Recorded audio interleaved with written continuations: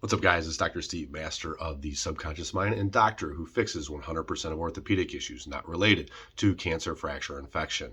And I want to go over soul contracts and agreements and debts and how you can actually break those. So, the first thing to understand and to know is that you came here and volunteered with amnesia. So it's important to connect to your soul's origin so that you can actually transition from the 3D into the 5D. We have this awakening that's happening right now where the consciousness of the planet is actually being brought up, right? The vibrational frequency has come up just within the last year or so with all the events that are occurring within politics and the world. So, in all that change, there's no longer a need to look at the world as in its dualistic nature. And so, if we did not have that dualistic part of good and evil, we wouldn't know the difference. If there wouldn't be a difference, we wouldn't understand there's between dark and light, right? So those things are there. One can't exist without the other. Both have to exist. There has to be a negative and a positive polarity. So soul contracts were actually agreed on before you were even born.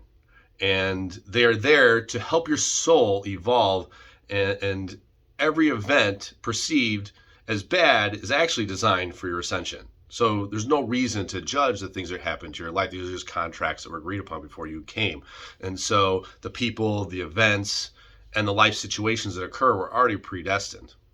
So, I'm going to go over some of these different things that people don't realize you decided on before you came here and you had amnesia, right?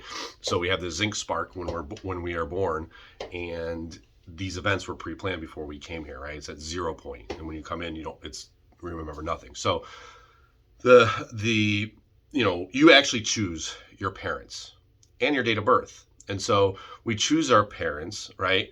And so there are certain lessons that we need to learn from them to assist us on our journey, right? They're to guide us and to help us become the people that we are. So, the best approach you can get or you can have to this is that some people have some very traumatic pasts and were mistreated as children and things like that. They didn't have the best examples of how to live. So, the best thing you can do is to forgive, because in a place of forgiveness, in a place of love, we attract more things to be grateful for. So, release the feeling that your parents failed you, right? Release that feeling, and it will help them, and it will also help you. It'll help you heal, and that in turn, realize that those parents were there to push you, to guide you, to help you find your purpose on what you're supposed to do. And the time and date that you were actually born deals with astrology and numerology. And as we go through astrological events, they deliver in the experiences that we signed up for, and that becomes our reality. So it's predetermined what's actually going to happen. I'm going to go into later actually how you can break these curses and break the karmic cycles that keep occurring. You can learn these lessons and they can be broke. You can actually do it before they even happen, but we'll get into that. So, the life events, like through the astrological alignment, they are predetermined. So and just remember, there's no such thing as good or bad. Life is happening through you, not to you. So we have that ability to change our perception and to change these events. So you don't want to judge it, right? We want to be grateful for the pain, the fears, and challenges that appear in strange wrapping paper, because in that gratefulness, again, you receive more things to be grateful for, and you learn the karmic lessons, and you just push through it and you move on. There's no reason to hold on to the bitterness, the resentment, and the anger, because otherwise you aren't learning the lessons, right?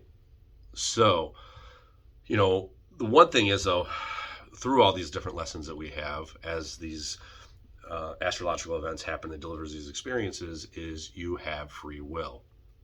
And we have fate, right?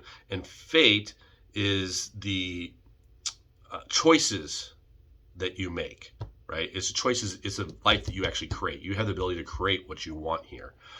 But destiny is what's designed to happen for you. So you can either learn the lessons or you can continue to repeat them, right? So fate is you have control. You can design your life the way you want, right? You just can't control the circumstances that happen to you. These things are predetermined, but you have the ability to change your perception and to learn the karmic lessons that are there that you signed up for. So, and the other thing that you choose, and people probably think that this isn't true and argue, but it's you choose your death before you're even born, right? It's already predetermined how you're going to die. And so date and how, it's all predetermined. It was all agreed upon. And some people have certain exit points. Not everybody, but some people have exit points. And in these exit points, they can choose, which are basically near-death experiences. And they can either choose to stay or to go. And you have that choice, right? But that's also there to design to reawaken you so that you can go back on the journey and realize there's meaning behind everything. And it also, when other people hear about these near-death experiences, it can be a wake-up call for them as well. So I for sure, everyone comes into your life for a reason. There's always a reason and a season for every experience. So you always have to remember that you're not alone. There are people here to guide you, sometimes perceived as bad. And the further you are on your journey, the more clear the messages and the guidance come behind these events and these people that are occurring in your life. It becomes much easier to navigate. So the right people will always come at the right time to assist you on your journey. When everything just seems to be going too good, just go with it, because you're just heading down the right path. When everything lines up, just go with it, right? You know you're doing the right thing. When things keep, there's a wall on everything you do, you just got to look at that and say, maybe I'm not doing what is best for my soul. And you can sit in silence. I always say all the answers come in silence and in meditation. You just know.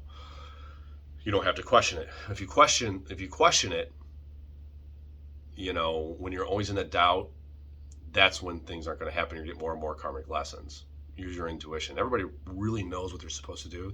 They just kind of avoid it, and they want to stay comfortable, right? They don't want to have change, right? If you know you're supposed to do it, just do it. You don't have to have the gun to your head, because otherwise you're just going to get more and more karmic events. The universe will take those things away and to push you until you finally are on the right path. So the best thing is, and this is how you can break all these different events and things that are occurring before they even happen. You don't have to go through all the pain and the suffering. And we do that by dealing with the subconscious mind, right? And the subconscious mind is 95% of our thought. It's our past life experiences, early childhood experiences that at the time we didn't have the tools or the strategies to deal with the stresses of life, and we put in the back of their mind.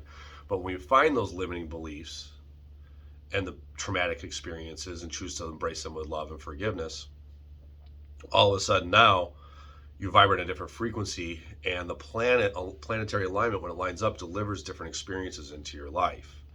So you can break those, right? What are the limiting beliefs you have? Do you believe that you don't have the same capability as the next person? Do you believe you can't be as abundant as the next person? Do you believe that only animals are good? Right?